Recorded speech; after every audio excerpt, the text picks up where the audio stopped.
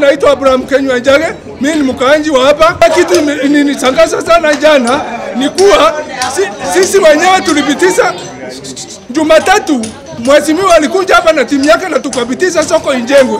Alafu jana jioni iliingia watu kidogo, timu ya watu kidogo kusema ati wana convince hao wanawake kuandikisha majina, namba za simu na namba za kitambulisho, ati watakompensewa, wataonyeshwa mahali wataenda kufanyia kazi. Kumbe hiyo listi walikuwa wanafanya juzi jioni tulisikia ni ya kwenda kotini. Kama ile kitu ilifanya sera ikae penye imekaa ni kwa kuwa mtu akikuja hapa akitaka kutufanyia maendeleo iko wengine na ni wakaanji wa sera wanaingia kinyume. Njuu hiyo sera isijengwe na isiwe na maendeleo. Sasa nauliza, kwani sera na ndiye inachaguana na ndiye iko na kula mingi, hakuna kitu itafanywa njuu ya watu? Sasa usitumie utajiri yako kuangamiza wale hawana.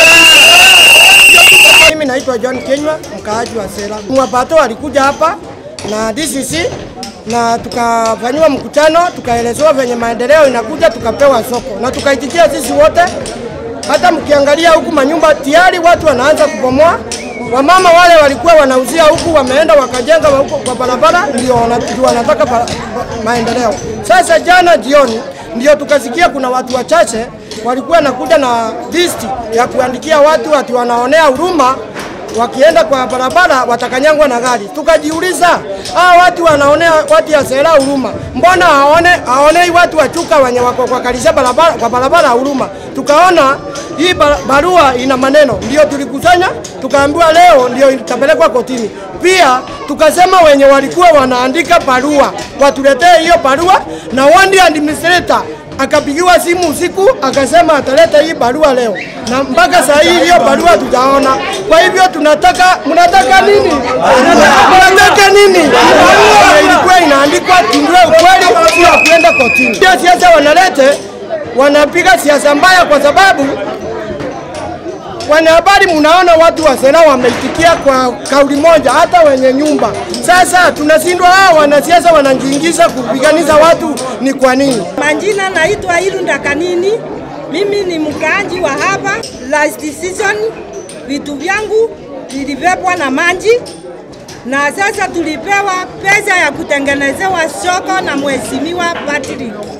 Sasa kuko na watu wengine wanakuwa opposition, walikuja kutuandika majina.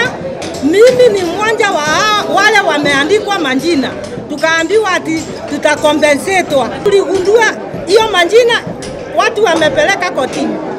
Mimi mmoja wa hao nasema mwenye kupeleka hiyo majina kotini saa hii arudishe hiyo makaratasi alibeba akapeleka, na akitoka Amani huku tukikuta hiyo majina yetu iko kotini tutapelekana na hao.